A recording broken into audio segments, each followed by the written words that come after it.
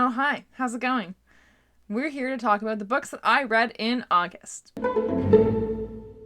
First book that I read was Tweet Cute by Emma Lord, and I gave this 5 out of 5 stars. It was adorable. You might say it was cute.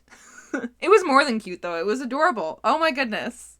I loved it. This was everything that I could have asked for in a cutesy teen romance, basically. Yeah, so first of all, slow build on the romance, which is like A+ for me. I love a slow burn romance. It's my fave. So Tweet Cute is about two main things. Mostly, it's about two characters, Pepper and Jack, who... Gherkin knows that I've talked about this book already. He's like, I thought you did this already. What are you doing? I'm refilming this. I didn't like the way I did it the first time. He just looked at me from behind my laptop like, what are you doing?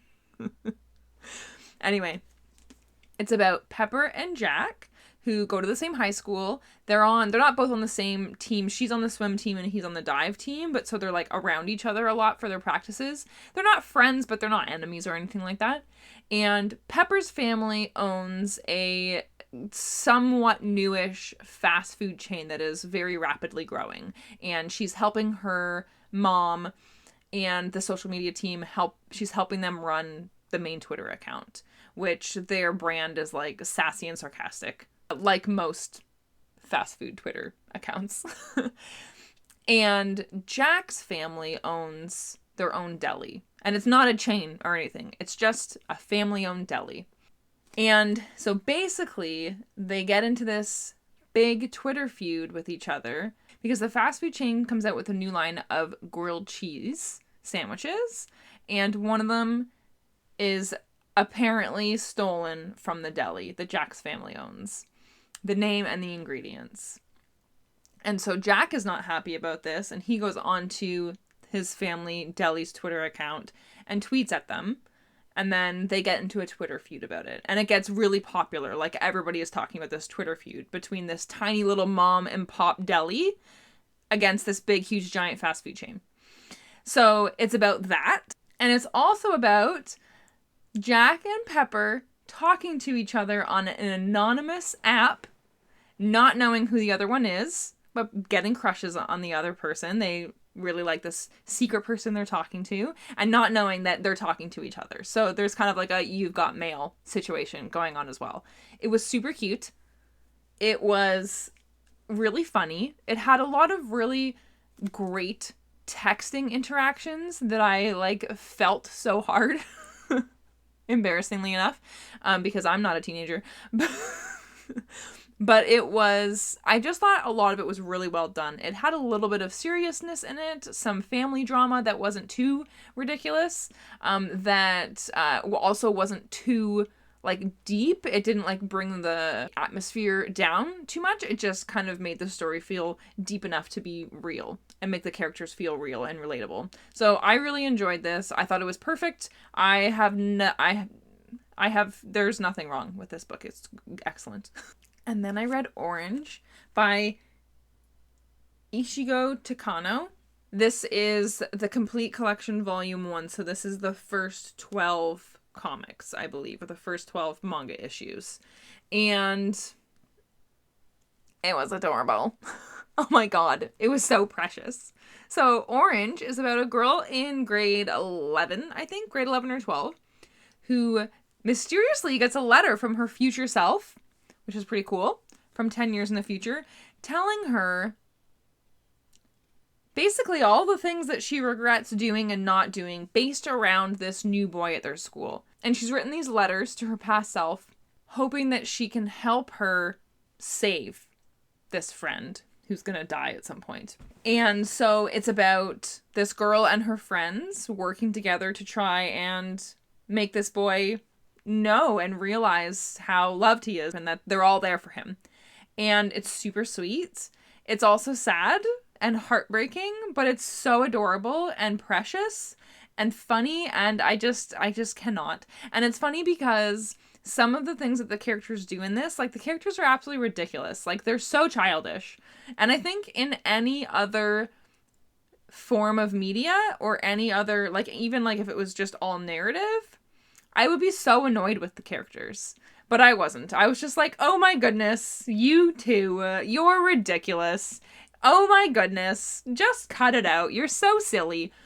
Because it just, I don't know, it was cute and adorable. And I just could picture it in, like, as an anime movie or show, and it was adorable. And I would like to read the second volume right this second. It was so cute. I loved it so much. Like, oh my goodness, it was so precious. I just wanted to give it a hug. The next book that I read was Malibu Rising by Taylor Jenkins Reid, which I gave 4 stars, but I originally gave it 3.5 and rounded it down to 3 on Goodreads, but after thinking about it, I bumped it up to 4, which I'll tell you why after I tell you what it's about. So basically the story has like kind of 3 main storylines, or 3 main parts to it. So it's split into 2 parts. And in the first part, it goes back and forth between present day. I say present day because the present day is in 1983. So it goes back and forth between 1983 and then also like basically a whole life timeline. So it goes back and forth between 1983, following these 4 adult siblings who are the children of a famous singer who rose to fame in the late 50s. So he's been famous for over 20 years. And these 4 adult siblings who are children of this famous singer throw a party every year. I don't know how many years they've been doing it, but at least a few years. And every year it gets bigger and bigger, and more celebrities show up to this party. And so in the present day, the 1983 present day of this story, it's following these 4 siblings as they're getting ready for the party. And then it's following their story and their parents' story. So it starts off when their parents are teenagers, when they fall in love, and when they get married and have kids, and how all of that plays out.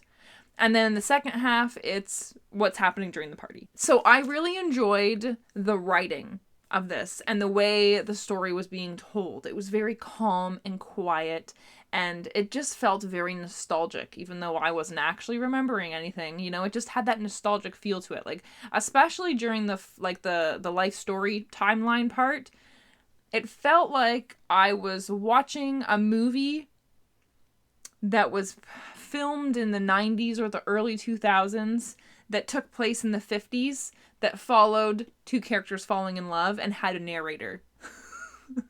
That's what it felt like. And it was lovely. So I felt like overall it was the story was like, the writing was really the story was not very nice. Like, the stuff that happens to the characters, there's a lot of not great stuff that happens in it. Like, people die, people are cheated on, there's a lot of sad stuff that happens, there's a lot of shitty stuff that goes down, but it was told in a very nice way.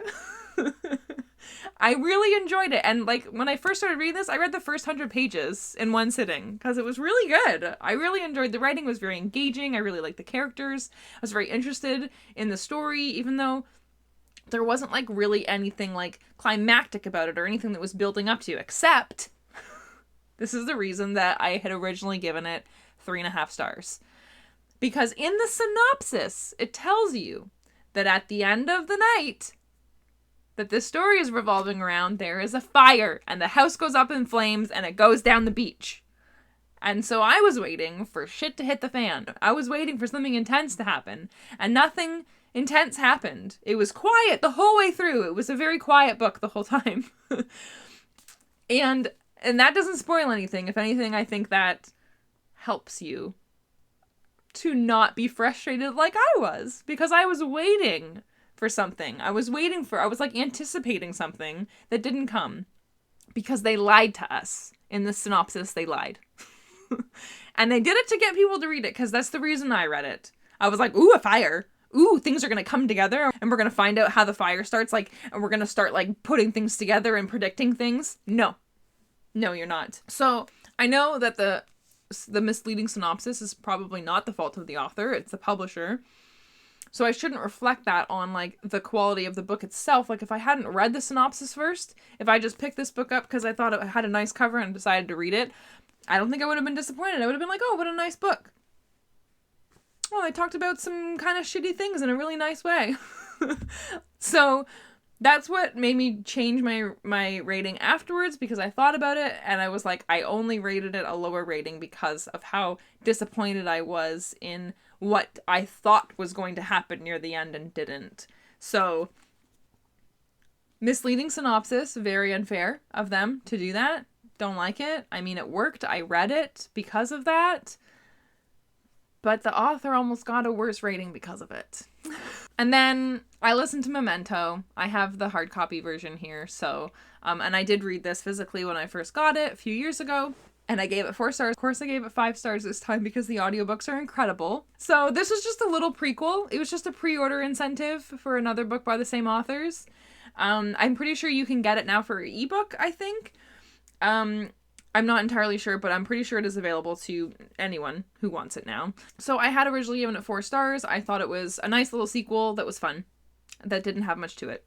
But then I listened to it, and it was amazing. And I thought it had a lot to it. I thought it had a lot of depth for being so short. The audiobook was a little over an hour long. Oh, it was so good. So this is a prequel, and it takes place on the Alexander, like pretty much right before the Carenza attack, or quite a little bit before the Carenza attack. The Carenza attack does happen in this book, but it's like kind of mentioned in passing, because that's not what it's about. It's about different characters, and it's mainly about a character who is hired on the Alexander to work with Aiden and to kind of learn from Aiden and observe and see how Aiden learns.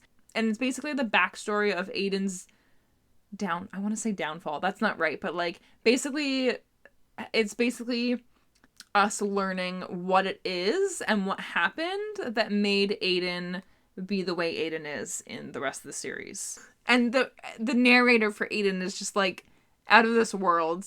I love the Aiden narrator. I don't know who it is, but that person's amazing. And I really enjoyed the main character, the narrator for the main character in this as well. She's, I think, my favorite female narrator from this series. I also really loved Hannah, but Aiden is my favorite overall. And then Nick. I loved Nick also. So those are the books that I read in August. I did start reading Spinning Silver by Naomi Novik, but I'm only about 90 pages in because there are some things that are frustrating me about it, and I try to read to relax and it just frustrates me, and then I'm not relaxed anymore and I have to stop reading and play Zelda to feel better. So I'm hoping that I'll be able to finish it in September and I can talk about it in September, because I do like the writing and I am interested in the story, but there's an aspect to the way the story is structured that I am having a lot of difficulties with. But that's it for me today, and I hope you have a great day. Goodbye!